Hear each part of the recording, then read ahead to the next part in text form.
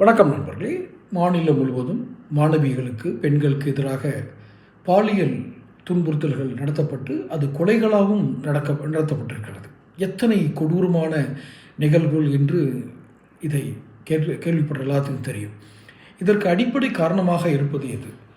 சமூகம் ஒரு பக்கம், சமூகத்திலும் சில மாற்றங்கள் வேண்டும், அதை ஏற்றுக்கிறோம். அதே சமயத்தில் பெரும் பங்கு வகிப்பது எதுன்னு கேட்டிங்கன்னா மது விற்பனை. ஒருவர் இது போன்ற கொடூரமான செயல்களில் பாலியல் வன்புணர்வு செய்து கொன்றும் விட வேண்டும் என்ற கொடூரமான செயலில் ஈடுபடுவதற்கு சாதாரண மனநிலையில் இருக்கும் எந்த மனுஷனுக்கும் நடக்காது. இது ஒரு மதுவனுடைய உச்சத்தில் போதை வஸ்துகளை பயன்படுத்தும் நபர்கள் இவர்கள்தான் இது போன்ற கொடூர செயல்களில் ஈடுபடுகிறார்கள். அப்போது மது விலக்கு கொண்டு வந்துடலன்னா மது விலக்கு சாத்தியம் இல்லை. அதை பல நாடுகள், சர்வதேச நாடுகள் பல நகரங்களில் அதை அமல்படுத்தி அது தோல்வி கண்டிருக்கிறது.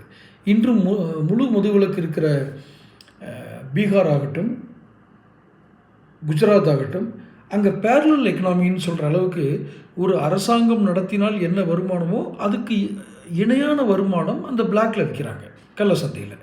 ஸோ முழு மதுவிலக்கு என்பது சாத்தியமில்லை என்பதை நடைமுறையில் தெரிந்து கொண்டோம். இரண்டாவதாக அதை கொடுக்கலன்னா செதுப்பிடுவேன் இருக்கவங்களுக்கு நம்ம கொடுத்தா தான் நடக்கும், இல்லைன்னா அதை வேறு சட்ட ஒழுங்கு பிரச்சனை ஏற்படுத்திடும்.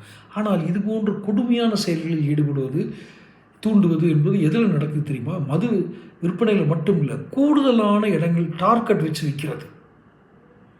அதாவது மார்க்கெட்டிங் படி த ப்ராடக்ட் அவைலபிலிட்டி அப்படின்னு சொல்லுவாங்க. அதாவது ஒரு பொருள் எளிதாக கிடைக்கும் தன்மை, ரொம்ப எளிதாக கிடைக்கும். நீங்கள் இப்படி நடந்து போனீங்கன்னா, அப்படி திரும்பினீங்கன்னா ஒயின் ஷாப் இருக்கும் அப்படின்னு சொல்கிற அளவுக்கு ரீட்டைல் அவுட்லெட்டை திறந்து அதை ரொம்ப எளிமையாக்கி விட்டதுனால அந்த பழக்கத்துக்கு அடிமையானவர்கள் தான் இந்த கொடூர கொலை குற்றங்கள், பாலியல் வன்புணர்வு இதெல்லாம் பண்ணிடுறாங்க. என்னுடைய எளிமையான கேள்வி இந்த ஸ்டாலின் அவர்களுக்கு, ஐயா, உங்களுடைய வீடு இருக்கும் சித்தரஞ்சன் சாலை, ஆழ்வார்பேட், அதுவும் மற்ற அமைச்சர்கள், உங்கள் கழக அமைச்சர்கள்லாம் இருக்காங்க இல்லையா, இவங்கெல்லாம் இருக்க ஏரியாவில் ஒயின் ஷாப் எண்ணிக்கை எத்தனை நீங்கள் சொல்ல முடியுமா?